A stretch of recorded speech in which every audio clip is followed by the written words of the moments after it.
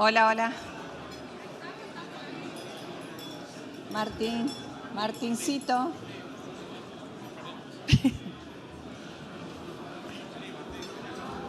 Bueno, muy buenos días a todos.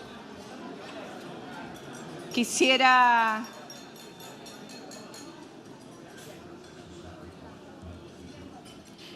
comenzar agradeciendo. Yo quiero agradecerle al señor Eduardo Urnequian, al señor Mario Grisman, a la comisión directiva de la CAC, a la comisión directiva de CICIP, y decirles que es un honor para mí representarlos en este periodo.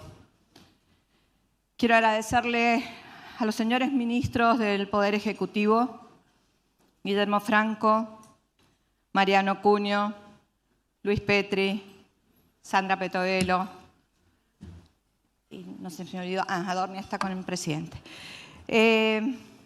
Señores, amigos, empresarios todos, tengan ustedes muy buenos días y les doy la bienvenida a este almuerzo del Consejo Interamericano de Comercio y Producción.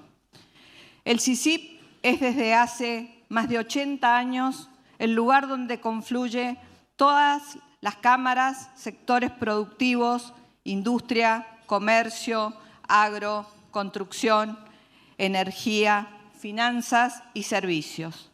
Aquí se sientan a la misma mesa empresarios que representan la pluralidad de nuestro país. A lo largo de su historia, este Consejo fue testigo y protagonista de momentos decisivos de la vida política y económica nacional. Hoy, en un tiempo en el que la Argentina está recuperando su potencial productivo y se abre al mundo con confianza, el rol del CICIP adquiere un sentido renovado, siendo un foro de integración, de diálogo y de construcción de consensos que contribuyen al crecimiento de nuestro país. Hoy quiero subrayar la importancia de contar con un rumbo claro hacia una economía más libre, competitiva y moderna. Sabemos de los enormes desafíos, pero también del enorme esfuerzo. Pero déjenme decir que existen una gran oportunidad si trabajamos juntos. Y no puedo dejar de destacar que bajo el liderazgo del presidente Milei, la Argentina ha vuelto a estar en el mapa del mundo como un país elegible para atraer inversiones. El sector privado está siendo un socio activo en este proceso, invirtiendo, innovando y generando empleo de calidad para que el crecimiento sea sostenible y llegue a todos los argentinos. La misión de este Consejo es precisamente esa, tender puentes entre la iniciativa privada y el Estado, entre la producción y la sociedad, entre las diferentes voces del sector empresario. Solo trabajando unidos, con respeto y como objetivo el bien común, podremos dar respuestas a los desafíos que enfrenta el país y construir una Argentina con más oportunidades para todo.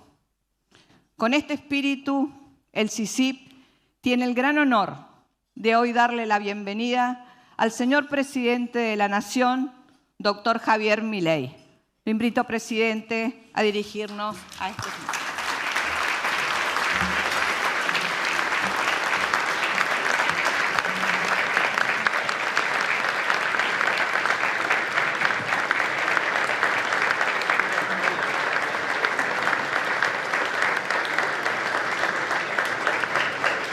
En el marco del encuentro del Consejo Interamericano de Comercio y Producción, dirige la palabra a continuación el señor presidente de la Nación, doctor Javier Milei.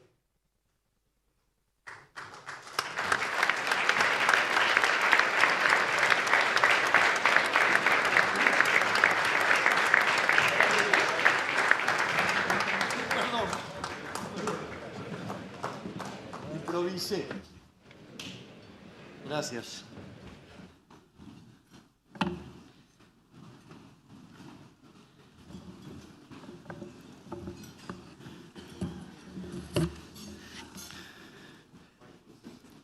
Buenos días a todos. Ni que hablar que les voy a decir que es un placer estar, ¿no? Por lo menos parece que todavía conservo los reflejos.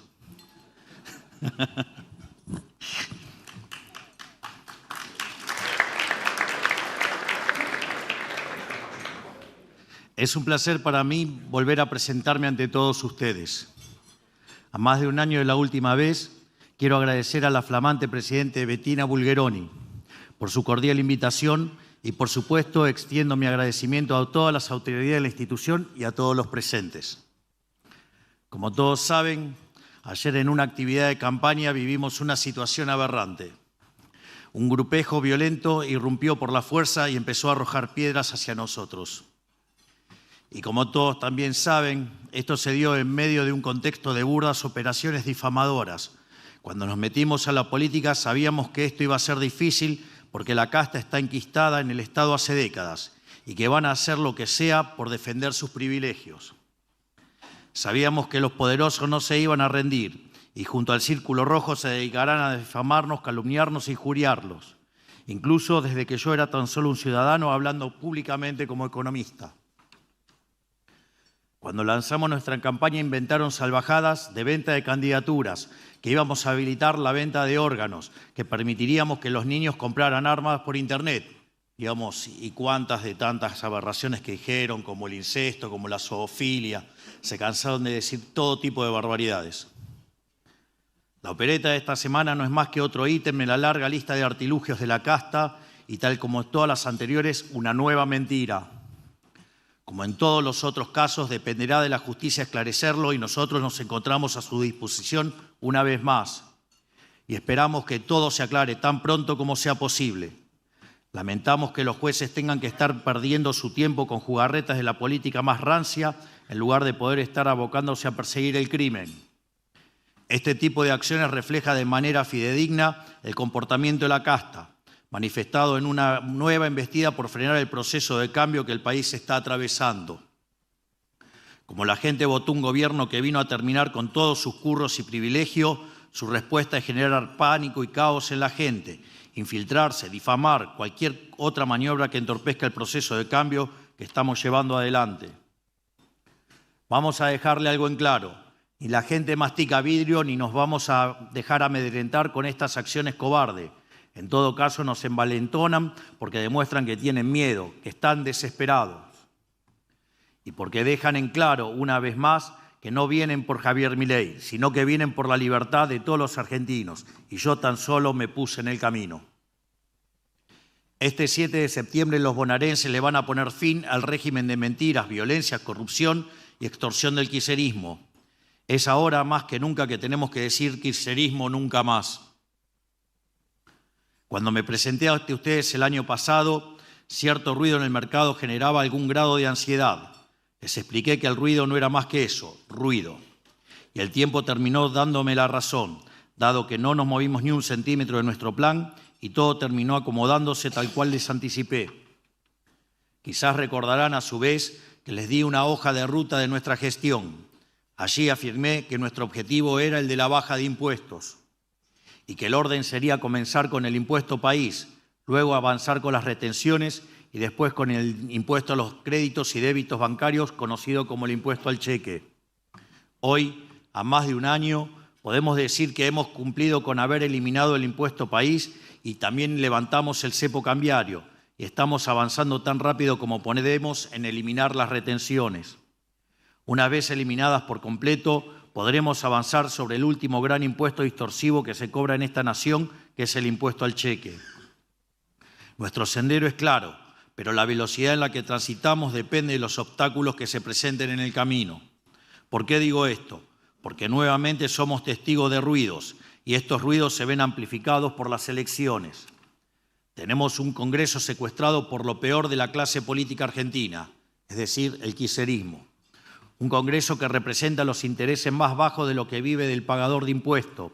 Un Congreso que, temeroso de que terminemos con el negocio de ellos y de sus amigos, quieren llevarse puesto al gobierno nacional elegido por el 56% de los argentinos. ¿Y de qué manera? Yendo contra nuestro superávit fiscal, que consideramos la piedra angular del proyecto nacional que hará a la Argentina grande nuevamente. Y lo hacen justamente porque saben que nuestro plan de gobierno está funcionando. De otra manera, no estarían tan obsesionados con aprobar leyes de quiebra. Saben muy bien que con cada minuto que pasa se consolida un nuevo paradigma que echa por la borda su modelo. Por eso están tan desesperados. Ven desvanecerse todo lo que construyeron a lo largo de las últimas décadas, aterrados acerca de un futuro incierto en el sector privado. Y el mercado, por su parte, acostumbrado al comportamiento sociopático de su mal llamada clase dirigente, vive estos momentos con gran zozobra.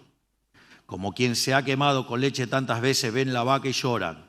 Y si se me permite otra analogía zoológica, el mercado se ha acostumbrado a vivir las campañas electorales como la oveja que mira a dos lobos peleándose por quién se la va a terminar comiendo.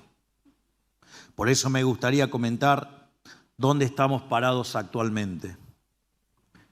Como venimos diciendo desde el primer día, el principal fundamento de nuestra gestión económica es mantener la macroeconomía ordenada tras décadas y décadas de descalabros.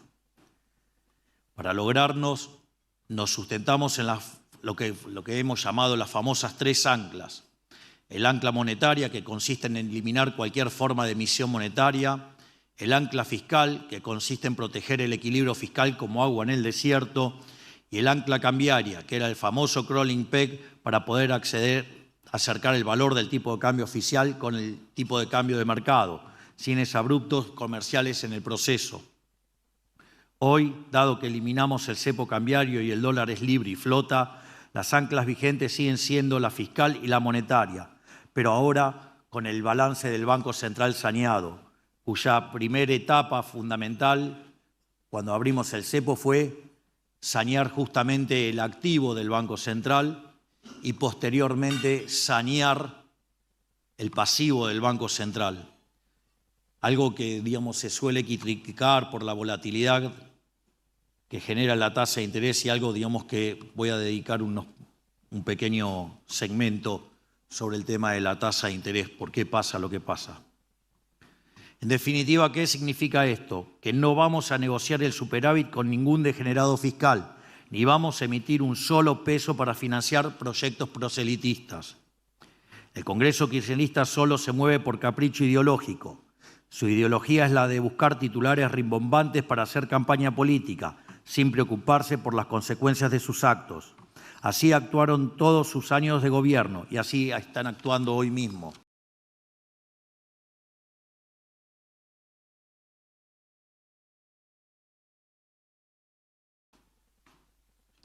Nosotros venimos del sector privado y entendemos que las acciones tienen consecuencias y por ende entendemos que al déficit fiscal hay que financiarlo de alguna manera y de la que solamente existen 3 tipos para hacerlo. Una es hacerla con impuestos explícitos, es decir, aumentar la carga tributaria, es decir, recortarle la libertad a los ciudadanos. Nosotros como liberales no estamos dispuestos a subir impuestos. De hecho, somos el único gobierno que se comprometió a bajar impuestos y hemos bajado más de 2,5 puntos el PBI.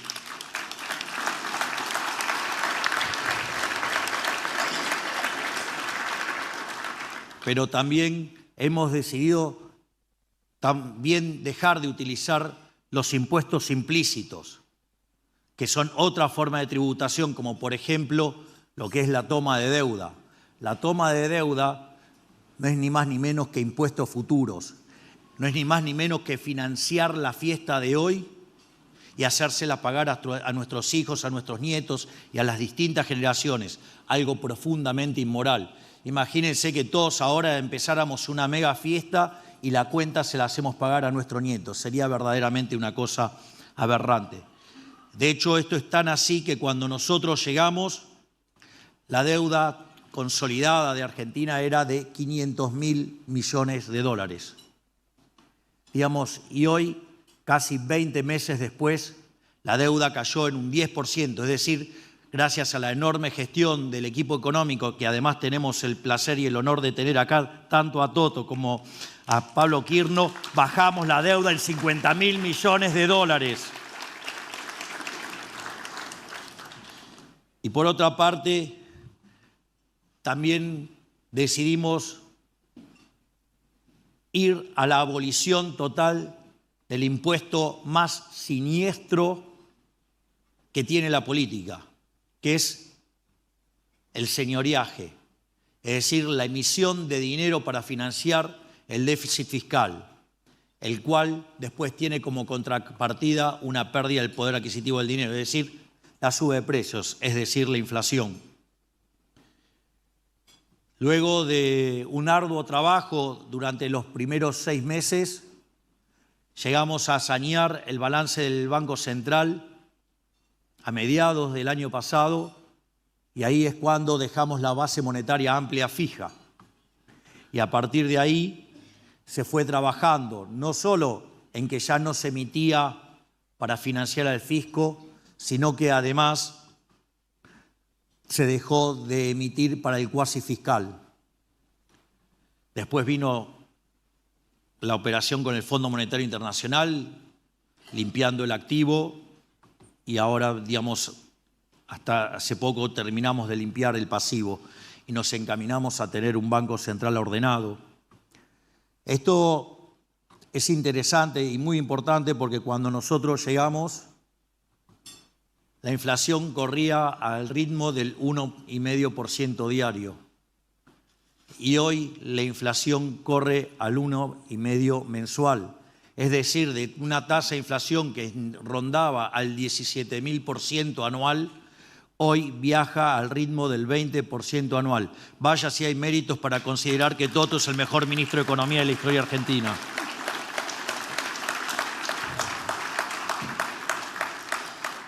Por ende, nosotros no vamos a permitir ninguna de estas 3 opciones. Si el Congreso planea empecinarse en aumentar el gasto de forma negligente, vamos a vetar cada cosa que inventen.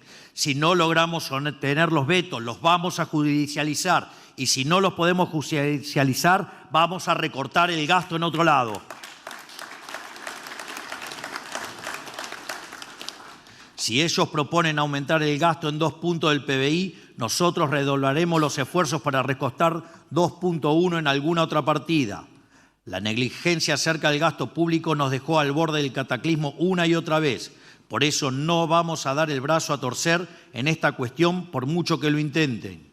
Porque es el pacto que firmamos a fuego con la población argentina el 10 de diciembre del 2023 cuando asumimos nuestro mandato. Y también lo fue como parte de la campaña, ya que nuestra campaña, uno de los símbolos de nuestra campaña era la motosierra. Y la motosierra implicó achicar el déficit fiscal en 15 puntos del PBI, 5 en el Tesoro y 10 en el Banco Central. Algo inédito en la historia argentina, porque les recuerdo también que aún, digamos, si solo miráramos el Tesoro, los 123 años anteriores siempre hubo déficit fiscal. Y nosotros logramos en un solo mes lo que no logró nadie en 123 años. Por lo tanto, lo que quieran hacer los degenerados fiscales en 3 meses no me importa nada, porque se los voy a repartir a partir del 11 de diciembre si llegan a hacer daño.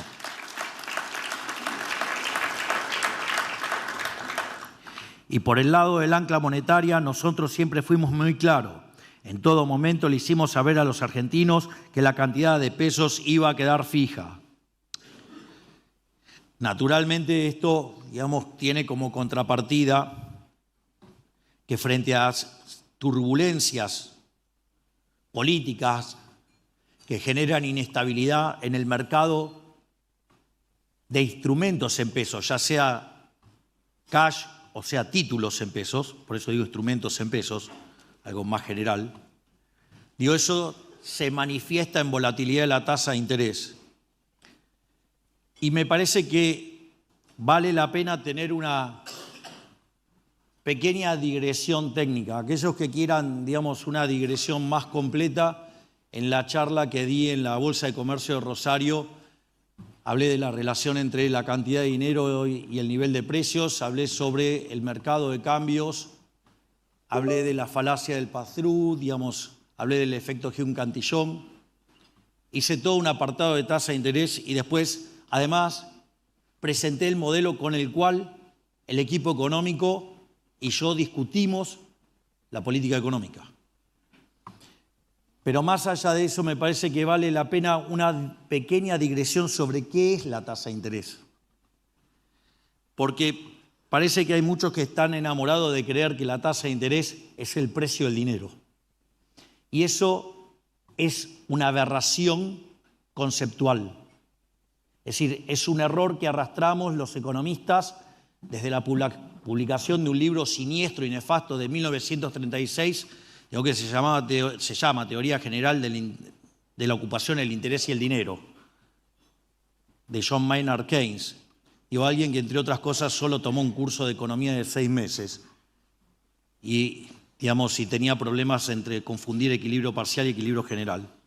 Pero al margen de eso, lo que hay que entender es que la tasa de interés existe porque existe el tiempo. Aquellos que conozcan la literatura técnica, el modelo de Ramsey tiene tasa de interés y no tiene dinero. Y entonces, es decir, la tasa de interés existe porque existe el tiempo. La tasa de interés es un mecanismo de coordinación intertemporal. Es un mecanismo por el cual ustedes trasladan consumo del presente al futuro y viceversa. Y es un mecanismo por el cual, que es el ahorro, ¿no? Porque el ahorro es el consumo futuro. Y al mismo tiempo es un mecanismo por el cual pasar producción del presente al futuro. Eso todos ustedes, los que están acá, lo conocen muy bien, se llama inversión. Y básicamente, si esto estaría haciendo un nexo entre el presente y el futuro, claramente la tasa de interés no es ni más ni menos que el precio relativo de los bienes presentes respecto de los bienes futuros. Entonces, ahora, cuando uno entiende esto, puede entender con mayor claridad uno de los escritos más maravillosos que tiene mi querido amigo y gran profesor, el doctor Juan Carlos de Pablo, que se llama La economía como proceso decisorio. Dicho sea de paso, es un artículo que a mí me marcó mucho porque me enseñó a mirar la economía de otra manera. Es decir, justamente desde el lado de lo que toman decisiones, es decir, gente como ustedes. Es decir, gente que van y se la juegan en la trinchera. Yo me juego en otra trinchera, pero no vienen, tiran piedras, nada más. Y básicamente lo que hace en ese artículo el profesor de Pablo es caracterizar tres tipos de escenario. Uno es el que se llama el statu quo, otro es el arca de Noé y el otro es el escenario del fin del mundo. Si ustedes se fijan, el primero es un escenario suavizado, con lo cual ustedes van a suavizar el consumo presente y el consumo futuro. Por lo tanto, el precio relativo entre los bienes presentes y bienes futuros va a estar asignado por la preferencia temporal. Y a partir de eso, el sector privado acomodará con la productividad marginal de capital y ahí determinarán la tasa de interés. Pero entonces, en el escenario del statu quo, los precios no muestran volatilidad. Ahora, el problema es los escenarios de volatilidad. Y ahí hay casos de, por ejemplo, de volatilidad muy radical, por decirlo de manera, muy radicalizada, que por ejemplo es el escenario del fin del mundo. Si yo estoy diciendo que la tasa de interés es el precio relativo de los bienes presentes respecto de los bienes futuros, ¿qué pasa si mi escenario mañana es el del fin del mundo? Llámese Cuca 100%. O sea, el escenario 100% Cuca. Por lo tanto, es la destrucción total del país, porque es lo que nos dejaron en diciembre de 2023. Desequilibrio monetario que era el doble de la previa al Rodrigazo, una situación del balance del Banco Central peor que la que estaba en la previa de la hiper de Alfonsín en el 89, e indicadores sociales peores que los del 2001. O sea, teníamos cartón lleno en materia de bombas a explotar. Había unas cuantas más, pero esas eran las más evidentes. Entonces, en ese contexto, Argentina hubiera caminado hacia Venezuela casi sin escalas, Entonces, en ese contexto, ¿cuánto vale pasar consumo al futuro? O sea, digamos, a ver, lo voy a poner mucho más abrupto. Si alguien se va a morir mañana, ¿cuánto pagaría por los bienes de mañana? 0. Si el precio de los bienes de mañana es 0, la tasa de interés es infinita. Es decir, frente a los cucas enfrente, ¿no les debería, en un proceso electoral en el cual están dispuestos a hacer todo, no les debería sorprender que la tasa de interés esté en las nubes? ¿Por qué? Porque el consumo de mañana a nadie le interesa. El otro caso, que vendría a ser una cosa más intermedia, es el escenario del Arca de Noé. ¿Y cómo se llama el ticket para subir al Arca de Noé en Argentina? Se llama dólares. Entonces, ¿qué hacen los individuos previo a una elección? Se dolarizan y tratan de salir de los pesos y hacer posiciones dolarizadas. Pero igualmente la tasa de interés, ¿cuánto vale? Y se va un montón, porque hay volatilidad sobre el futuro. La diferencia con el escenario anterior es que en lugar de esto ser permanente, es transitorio. Entonces, pasado el proceso electoral, la tasa de interés se va a desplomar. Y esto puede pasar, claramente puede pasar. Me parece que lo más interesante respecto a este caso es, digo, lo que tenemos de cara al 7 de septiembre y el 26 de octubre. Este 7 de septiembre el kirchnerismo va a utilizar todas las herramientas que tengan para tratar de torcer una elección.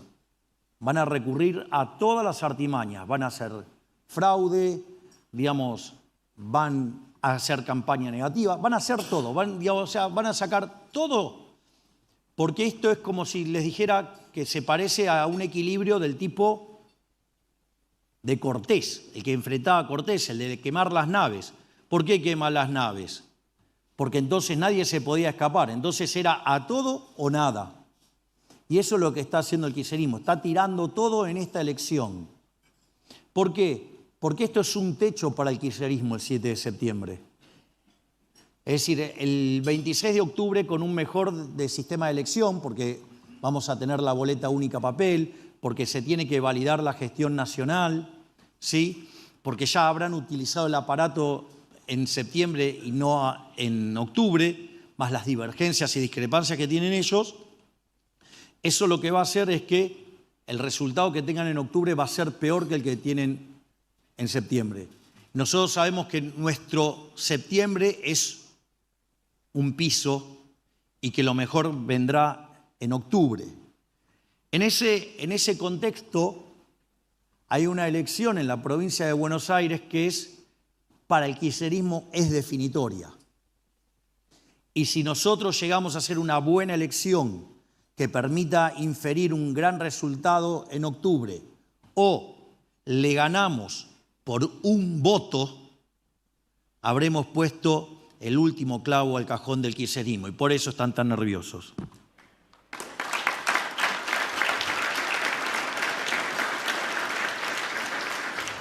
Por lo tanto, una vez transitado el bullicio electoral y a medida que la demanda de los instrumentos en pesos se recompongan, obviamente que las tasas de interés se van a ir reacomodando. Quiero ser claro, no pensamos retroceder ni un milímetro en el camino que ya transitamos. Sepan que nosotros tenemos bien claro que este proceso no fue para nada fácil para los argentinos y no vamos a tirar por la borda todo su esfuerzo. Venimos de décadas de un desastre económico que dejó a nuestra sociedad pobre y estancada. La vieja política culpable de estos males quería esconder la restricción recurriendo a la ilusión monetaria. Mediante la inflación le hacían creer a la gente que su salario aumentaba, cuando en realidad se destruía sistemáticamente. Querían vender justicia social cuando dejaron el país con 70% de los jóvenes viviendo en la pobreza. No se olviden que, por ejemplo, 1/3 de los trabajadores formales, algo inédito en la historia argentina, tenía ingresos debajo de la línea de la pobreza. Es decir, llegamos al disparate tal que que aún aquellos que tenían un trabajo formal, tenían 1/3, vivían debajo de la línea de la pobreza.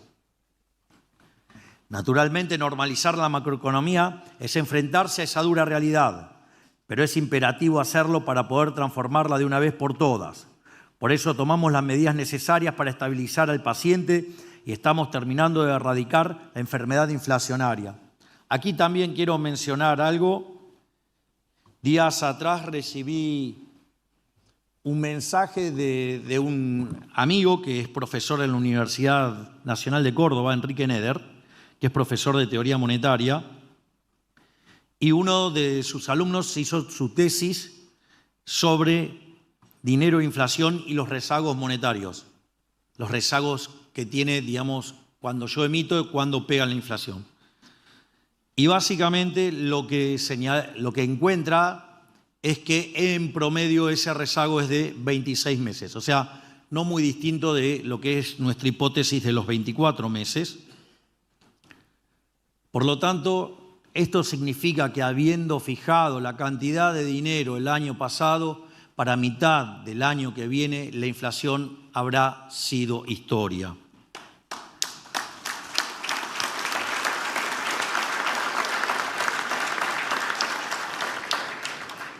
Y este desafío de normalizar la macroeconomía lo tomamos a sabiendas de que algunas de las medidas que tomábamos resultaban antipáticas. Como dije antes, mi deber no es parecer bueno, sino hacer el bien. Y gracias a esto ahora podemos concentrarnos en la recuperación económica del país. Porque la inflación no solo le roba en el presente a los más vulnerables, sino que también les roba el futuro. Porque el caos inflacionario distorsiona el sistema de precios e impacta en el desarrollo económico al afectar a la estructura de capital. Y sin crecimiento, sin previsión y sin capital, el valor del salario se destruye y no se recupera. Si además no se generan puestos de trabajo, digamos, cada vez los salarios reales son más bajos y por ende cada vez hay más pobres. Es decir, maquillar el desempleo poniendo empleados públicos, eso no funciona, nos hace más pobres a todos. Además, la destrucción del crédito que la inflación tiene aparejada deja a una gran mayoría fuera del mercado de la vivienda, porque en ningún lugar del mundo se compran casas al contado como acá. Y luego también destruye cualquier tipo de financiación. Así vimos desaparecer el sistema de cuotas a fines del 2023. Esta precariedad dificulta que los jóvenes proyecten familias. Entendámoslo de una buena vez. La inflación es un genocidio social. Lleva a la disolución del país, por eso es tan importante eliminarla. En paralelo, mientras nosotros nos rompemos el lomo para devolverle la estabilidad a todos los argentinos, el Congreso está secuestrado por una banda de facinerosos que trabaja incansablemente para privar a la gente del fruto de su esfuerzo y recuperar todos los curros que le hemos cortado desde el Ejecutivo.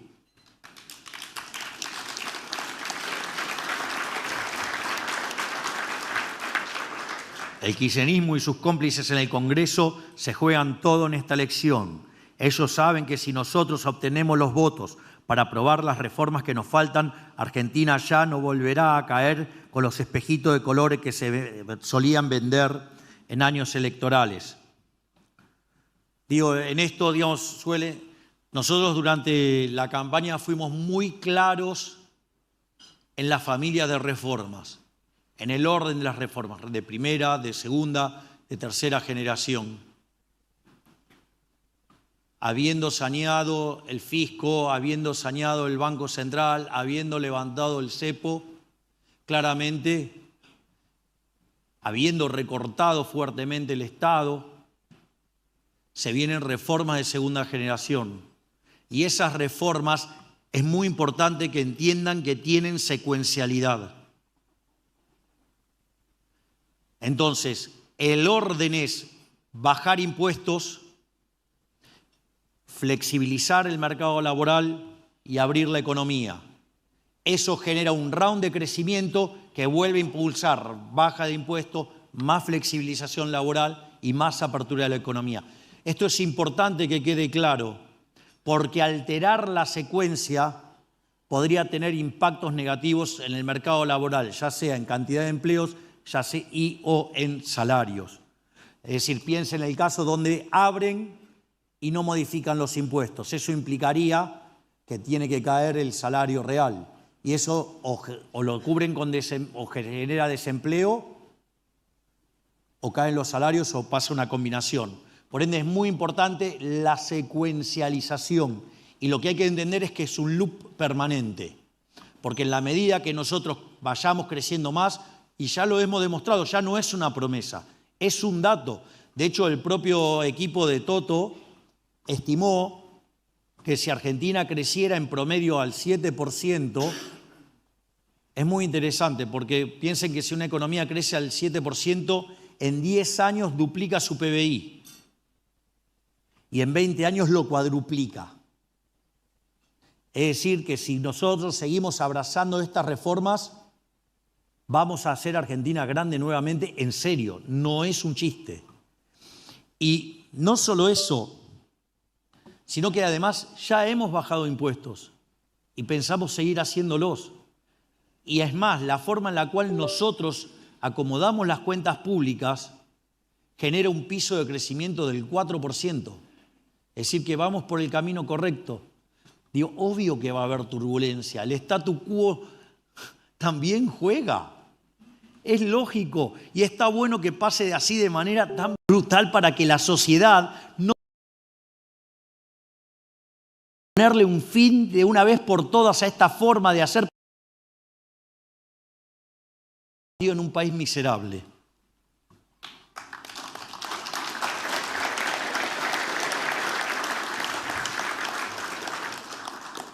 Porque están de salida y lo saben. Por eso quieren desandar el camino que con tanto sacrificio hemos trazado. Porque su modelo de país funciona si la población permanece esclava. No les permita que pase económico con sus leyes de más a la gente y devolvernos a una pobreza arriba del 50% y del 70% entre los más jóvenes, tal como ellos dejaron. Que dicho sea de paso, y ayer de manera brillante volvió a explicarlo el mejor jefe de gabinete de la historia, el doctor Guillermo Francos.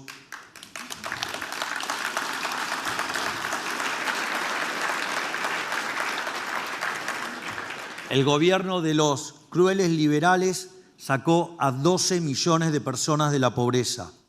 Había 6 millones de argentinos que no comían y hoy comen porque salieron de la línea de indigencia. Y como si esto fuera poco, hay 2,5 millones de chicos que también dejaron la pobreza. Muchas gracias también por esto, no solo al equipo, sino en especial a Sandra Petovelo.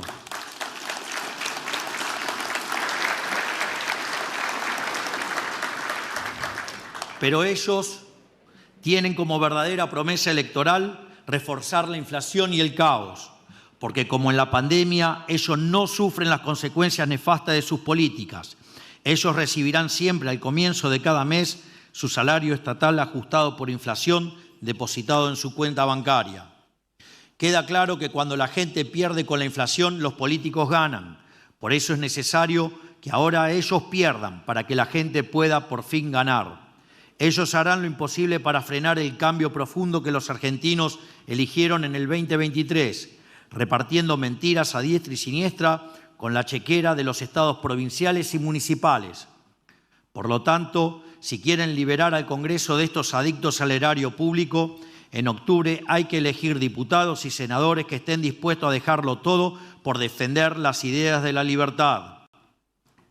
Era muy emocionante ayer, enfrentar toda la lluvia de piedras con el profe Espert y mi hermana y algunos de los candidatos de la tercera sección. Era un espectáculo increíble. Es decir, se veía la desesperación. Les voy a contar una anécdota personal. La verdad que eso a mí no me va a asustar. Yo, hoy lo comenté en nuestro chat en gabinete. A ver, yo cuando jugaba al fútbol jugaba en Chacarita y seguí la campaña de Chacarita 84, 85, 86. La cantidad de veces que quedé en el medio de una lluvia de piedras, ustedes no se dan una idea. Es más, en un momento a Chacarita le suspendieron la cancha y tenía que jugar de local en Campana, en la cancha de Villa Dálmine. Así que imagínense que estoy acostumbrado, digamos, a las lluvias de piedra. No solo eso, además, le cuento más. Cuando fui a ver Boca Palmeiras, cuando era de Boca, digo, porque se imaginarán que... Digo, yo creo que el presidente actual de Boca lo eligió un hincha de River. No habrá sido vos, ¿no? ¿Vos qué opinás, Edu? Fue un hincha de River, definitivamente. Fue Toto, o vos. Fui a ver Boca Palmeiras en el Morumbí y también los brasileños nos tiraron piedras cuando terminó el partido y le pegaron... Bueno, mi papá mide más de 1,90 m, entonces le salía la cabeza por encima de la pared y lo engancharon. Y es más, en algún momento mi hermana también cuenta algo que pasó cuando jugaba al baby fútbol y yo jugaba en el Ideal, en la zona de Lugano, Mataderos, y nos tocó jugar el último partido, digamos, contra un rival de la zona encima. Y llevaron la hinchada de Chicago y nos movían el arco y todas esas cosas. La verdad que, digamos, he tenido buenos partidos, pero como esos muy pocos. Es decir, yo estoy acostumbrado a la adversidad, estoy acostumbrado a la presión. Gracias, Cuca, lo voy a hacer mejor todavía.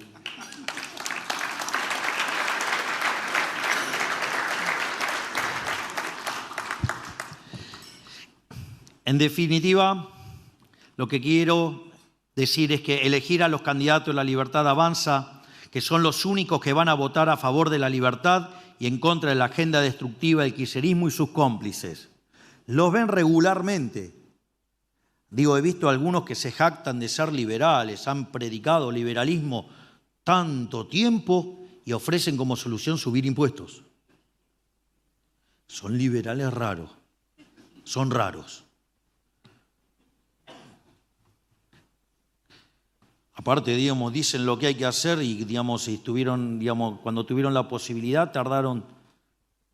tuvieron 15 días en el cargo, tardaron 3 en anunciar el plan y a los 2 días volaron por los aires. Digo, miren, el oráculo de Delfos daba consejos, pero no tomaba decisiones. Acá, digamos, la característica esencial del equipo económico, en especial el señor Dos Tremendos Corajes, que es Caputo, se dedica a tomar decisiones. Y eso eso fue un elemento central al momento de decidir quién iba a ser el ministro de Economía. Entonces, recomendaciones dan todo, dan un montón de recomendaciones. Yo les hago una propuesta. Primero traqueen, hagan el track record que tienen. ¿Por qué tenemos que escuchar y darle lugar a tipos que le pifiaron siempre? Que le están pifiando desde que arrancamos. No pegaron una. No, porque tal dice, pero ¿qué me importa si pifió todo? No sé, como concepto. O sea, es más, algunos yo los escucharía solo para hacer lo contrario. Porque tienen semejante track record en pifiar que si uno hace lo contrario seguro que le va bien. Es decir, le crearía un ETF con signo contrario, ¿no? Y nos llenamos. ¿Te gustó la idea, eh? Y ya sabía. No se te iba a escapar. Entonces, lo que quiero que quede claro es que no hay terceras vías. La única forma de cambiar el país de forma definitiva es comprometiéndonos a ir a fondo con las reformas que faltan. La tibieza y la timidez son contrarias al cambio, porque cuando aparecen las excusas y las excepciones, los cambios se estancan rápidamente. Ustedes saben, cuál es el dicho acerca de para hacer los huevos, necesitan, o una tortilla hay que romper los huevos, y tómenlo, como lo estoy escribiendo, no es ningún insulto, no viola la veda que tengo en materia de insultos. Es un hecho fáctico, yo quiero hacer una tortilla, tengo que romper los huevos. Si ustedes quieren cambiar el statu quo, no, el statu quo va a decir, ay, qué lindo, digamos, estoy pidiendo los privilegios. ¡Ey, vamos! O sea, es hacer reformas estructurales profundas, nosotros hicimos 8.000, implica que hay conflicto. Es natural, es normal. Entonces, en el fondo ya aprendimos del pasado que si no vamos a fondo con las reformas, el cambio no se termina de producir y concluye en el retorno de los que nos trajeron hasta acá. No podemos quedarnos de nuevo a mitad de camino, porque no va a haber otra oportunidad. Y es importante que entendamos esto, que si nosotros no avanzamos, retrocedemos. Es decir, la estrategia conservadora de mantenerse en el lugar con los orcos enfrente va a implicar retroceder. Ustedes no pueden jugar a hacer tablas con los orcos. Hay que salir y ganar siempre. O sea, hay que ganar de local y hay que ganar de visitante. No hay otra.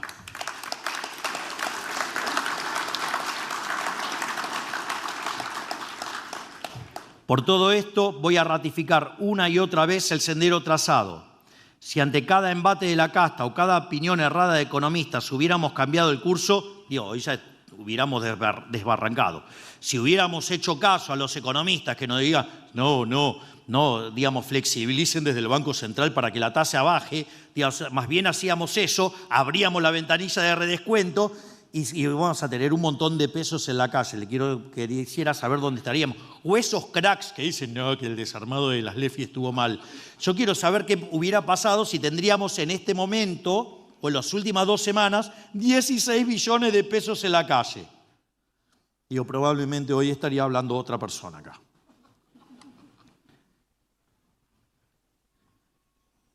No sé quién, pero no importa. Bueno, dejémoslo ahí. Lo que es importante es que si no hay una determinación clara y una voluntad de hierro para llevar adelante estas reformas, no habríamos llegado a donde estamos hoy. Pensemos, hoy tenemos un tipo de cambio libre y flotante cuyo valor se encuentra por debajo de los tipos de cambios financieros de hace un año. ¿Nadie se le ocurrió comparar, o por ejemplo, los tipos de cambios que teníamos con Massa y demás? Es interesante, porque se asustan porque si el tipo de cambio sube 50 pesos y en la banda flota, dentro de la banda flota. O sea, entiendo, digamos, pero bueno, son uno de los tantos mitos que hemos dejado atrás a lo largo de, digamos, el mito de que no se puede hacer el ajuste, el mito que si se hace hay que hacerlo lento, ¿no? Digamos, hoy hicimos el ajuste y lo hicimos todo en un mes. Digamos, estamos destrozando el mito de la inflación multicausal, destrozando el mito del pass-through, destrozando el mito de la tasa de interés, digamos, como fenómeno monetario, ¿no? O sea, precio del dinero, esas aberraciones. Entonces, tenemos distintos sectores de la economía que están marcando récords históricos y muchos con proyecciones extremadamente alentadoras. Para mencionar algunas, tenemos un boom de créditos hipotecarios. La producción de hidrocarburos está alcanzando valores máximos. Las exportaciones de carne tuvo su máximo valor en 100 años y las ventas de automóviles vienen creciendo al 60% interanual. Llevamos 1 año y medio de superávits, con un PBI creciendo al 6%, cuando veníamos de 15 años de estancamiento sostenido. La actividad económica está en picos históricos y como si fuera poco estamos terminando de exterminar de raíz el flagelo de la inflación. Es por eso que, como mencionaba antes, sacamos a 12 millones de personas de la pobreza y no tengo dudas que vamos a seguir con esto, porque el modelo del Estado presente había arrojado una buena parte de la población a la informalidad y al subempleo. Y todo esto mientras decían que el modelo liberal era excluyente, porque ellos llaman empleo a la dádiva estatal, en la que los trabajadores siempre están insatisfechos con sus ingresos, pero la política tiene a su cliente. Nosotros, en cambio, creemos en el valor del trabajo argentino. Creemos que si le damos a los trabajadores y a los empresarios una macroeconomía ordenada, ellos van a poder coordinarse y triunfar. Acá quiero hacer un punto, porque hay una falacia que utilizan recurrentemente los cucas y que además la combinan con otra, que es la falacia del cherry picking. Es decir, ustedes, yo miro el PBI, lleva 5 trimestres seguidos expandiéndose. Es decir, desde el segundo trimestre del año pasado que se viene expandiendo. Es más, entre puntas, el EMAE, diciembre desestacionalizado, 24 contra el 23, terminó 6% arriba. En el primer trimestre la actividad se expandió al 5,7 y, digamos, en el segundo trimestre lo hizo cerca del 8. Es decir, con lo cual, digamos, la actividad está subiendo. Entonces, ¿qué hace el Cuca?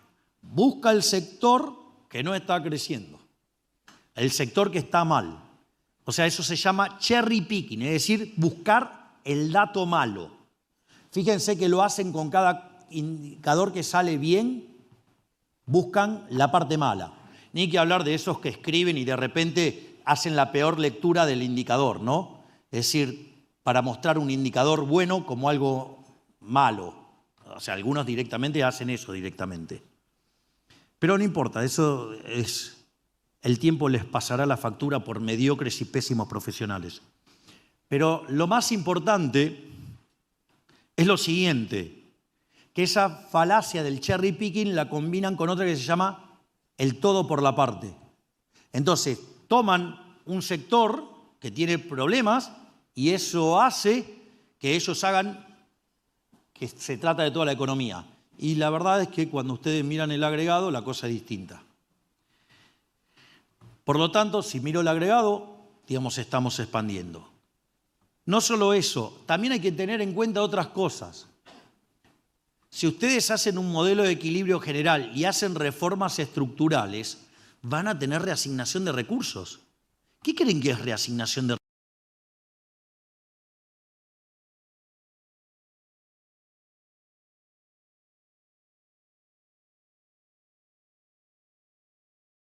recursos? Si ustedes van liberando mercados y los precios relativos se van modificando, los recursos se van a tener que reasignar. Esto me acuerdo cuando, digamos, un imbécil en un programa de televisión me dijo, no, bueno, pero si usted cierra el Banco Central, digamos, o sea, va a quedar mucha gente desempleada. Y yo le dije, con ese mismo argumento, entonces voy a agarrar y no voy a tener ni Ministerio de Seguridad ni de Defensa y no voy a combatir a los delincuentes porque saben todos los delincuentes que van a quedar sin trabajo. Miren, digamos, ese periodista me estaría requiriendo, por ejemplo, que, digamos, no cuente con alguien tan brillante como la doctora Bullrich o como con el doctor Petri. Si ustedes se dan cuenta de los disparates que se dicen regularmente en Argentina solo por el hecho de que no entienden de equilibrio general. Entonces, cuando ustedes hacen reformas, hay reasignación de recursos. Y a algunos les irá mejor, a otros les irá peor. Pero la pregunta es, ¿o acaso tengo que castigar a todos los argentinos de bien para proteger inútiles e ineficientes? Digo, háganse la pregunta sinceramente. A mí no me votaron para eso. Además, siempre dije que soy liberal.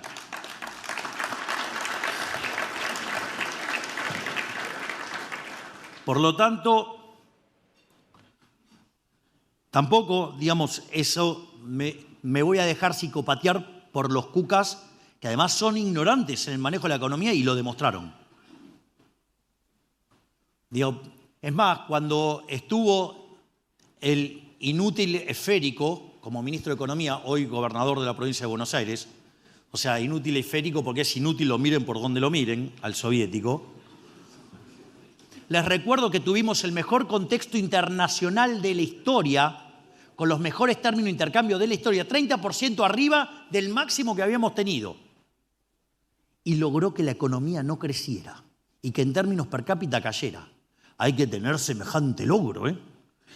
Entonces, digo, de vuelta, no me voy a dejar psicopatear por estos brutos ignorantes. Perdón que sea tan áspero en esto, pero Y lo otro es, no, pero la tasa de interés va a frenar la actividad. Lo que frena la actividad no es la tasa de interés, es el despiole que arman los cucas. Es decir, lo que arma, digamos, lo que genera, ya lo vivimos esto en el mes de marzo. Digamos, la gente se asustó, sufrió la actividad, hubo un salto en la inflación, pero después de eso, ¿qué pasó? Se normalizó y la actividad rebotó y la tasa de inflación se desplomó y rompió el nivel de 2.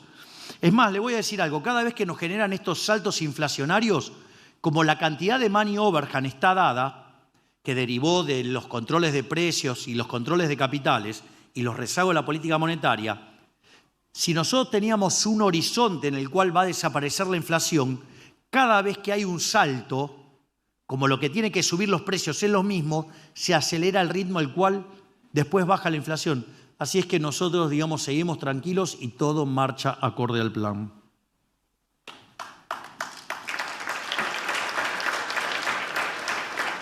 Es más, estamos absolutamente convencidos de lo que hacemos, porque en Argentina tenemos emprendedores y trabajadores de primer nivel. Lamentablemente, la política los empujó a tener que dedicarse a sortear los obstáculos que la misma les ponía, en lugar de tener que hacer su trabajo. Entendemos que el privado argentino sobrevivió todos estos años con una economía sin crédito, sobrevivió a una de las presiones fiscales más altas del mundo sin ninguna contraprestación acorde, sobrevivió sin poder importar por el cepo y perdiendo la mitad del valor de su producto si quería exportar, sobrevivió con un mercado interno chico, sostenido a pulmotor mediante emisión monetaria, y sobrevivió teniendo que hacer cada vez más trámites burocráticos dictados por gente que nunca en su vida trabajó realmente. Hay una frase de Thomas Sowell que es fabulosa y dice, para un burócrata, ¿sí?, digamos, el resultado es nada, lo único que importa es el procedimiento. O sea, el burócrata los va a volver locos, o sea, están para eso, son la máquina de impedir. Entonces, ¿qué piensan que va a pasar cuando puedan jugar con las mismas reglas que el resto del mundo o incluso mejores? Vamos a ver un periodo de crecimiento como nunca antes en nuestra historia. Es decir, se los van a comer crudo a todos. El día que le saquemos la bota opresora del Estado de encima del sector privado, el sector privado argentino, con la gimnasia que tiene, se los va a llevar puesto a todos y nos va a hacer el país más grande del mundo.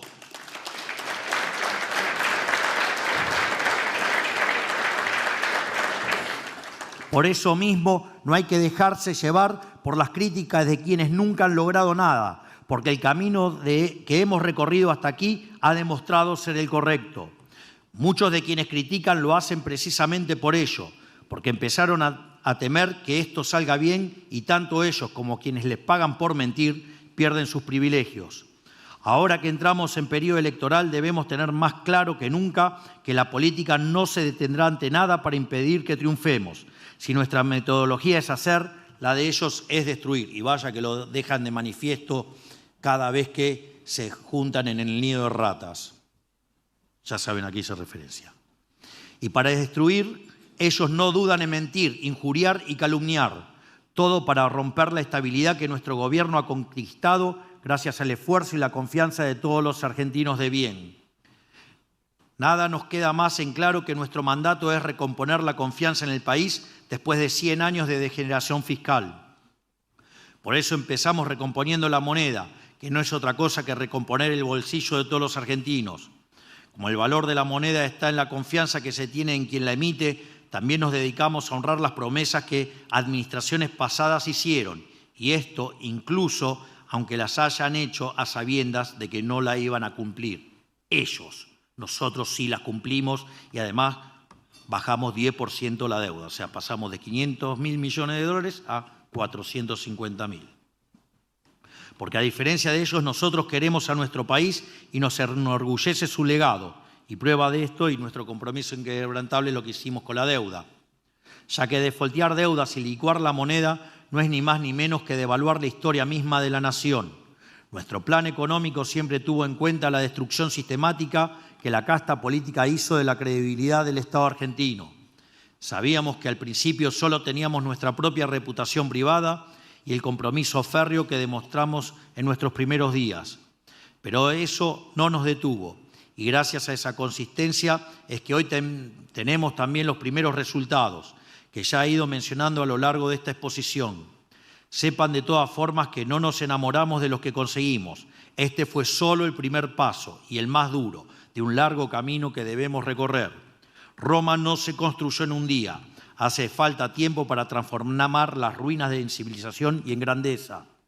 Y somos los únicos que creen en serio en los argentinos, porque tras 100 años de desarrollar nuestra creatividad para sobrevivir al colectivismo, sabemos que somos un pueblo con la capacidad de convertirse en potencia si tan solo nos dejan actuar en libertad. La política quiere negarle al país la posibilidad de elevarse del pantano en el que nos dejaron. Hoy más que nunca tenemos que ir a votar para evitarlo. Esta es la base sobre la cual seguir creciendo. Y el camino seguirá siendo el mismo que nos trazamos desde el primer momento: achicar el gasto total, achicar al Estado y por ende devolverle la libertad al sector privado. Esto es lo que nos permite ordenar las cuentas y poder crecer más rápido, al punto de convertirnos en la economía más libre y próspera del mundo, que es el objetivo de este gobierno. Haciendo un paralelismo con el sector privado, cuando uno está creciendo, reinvierte las ganancias en su propio negocio para hacer crecer su capacidad productiva. En el caso del sector público, reinvertir el superávit no es, como algunos suponen, agrandar el Estado. No es utilizar el excedente de recursos para incrementar su injerencia en la vida de las personas. Tampoco es para crear puestos de trabajo que son subsidios encubiertos. Al contrario, es bajarle los impuestos al sector privado para que puedan producir más y crecer más. Un privado que reinvierte es más empleo genuino y más consumo dentro de nuestro país. Y cuanto mayor sea nuestro crecimiento, mayor será la baja de impuestos que podamos llevar adelante. Solo así dejaremos atrás el siglo de pobreza que llevamos a cuestas. Muchísimas gracias a todos por haber venido aquí. Que Dios los bendiga a todos los argentinos, que las fuerzas del cielo nos acompañen. ¡Y viva la libertad, carajo!